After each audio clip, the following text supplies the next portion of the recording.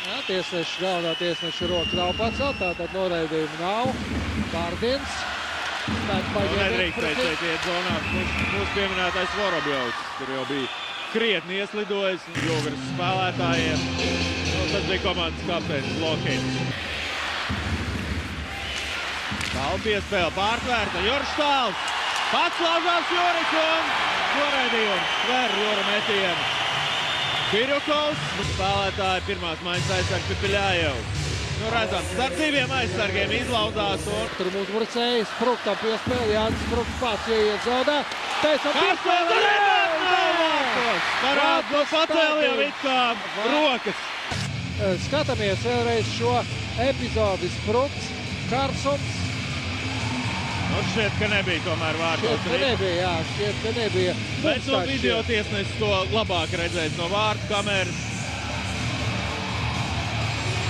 Tas tā bija tomēr trāpīja ripa. Un tā vēl Mārtiņš Karsons ar atkārtotu raidījumu mēģināja no gaisa iesist to vārtos. Jā, nu tie ir spēlētāji, kur šodien nespēlē. Abi divi aizsargi, Jānis Andersons un Jākabs Redliks un arī savainojumu guvušais Andris Džeriņš kreisā malā. Jā, nu Džeriņš jau ilgāku laiku nespēlē, diemžēl nevar komandai palīdzēt. Arī Ripu Jugrā saglabāja. Un tagad ļoti labi nospēlēja Oskars Cibuļs, bet uzbrukums vēl nav beidzies.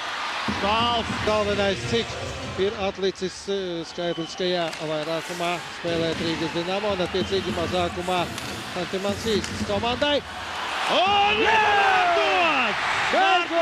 Karsons! Atcīt Birikovs ripu savu priekšā, nebija spēcīgs metiens un Karsons viens pats apslido augstusinīgi vārtsargu un raida ripu vārtos. 1-0 Rīgas Dinamo beidzot realizēja skaitlisko vairākumu. Kritizējām un vārti.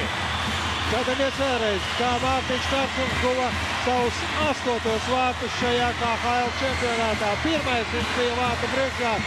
Šeit, protams, Birikova vainot ir ļoti grūti. Vai Rīgas vienkārši nolēma citādāk spēlēt? Mums jau Ozoliņš ar Reķi laukumā. Tad arī Varks, Šindels un Lucēnijos. Reķis un zaudējam ripu! Paldies Holtam! Epizode bija pie mūsu vārtiem. Lūk viņa, šī epizode. Bravo Krisam Holtam! Agipants pārved vienkārši spēli uz pretinieku zonu. Nu šobrīd ar 3 maiņām spēlējam. Un būs 2 minūšu noraidījums Ģertam Agipānam. Kompaktāk jāspēlē. Šobrīd bijām nedaudz izstiepušies. Nu, tagad esam nostājušies Holts.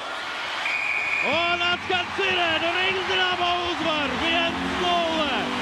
Otro reizi KHL vēsturē mēs uzvaram ar 1-0.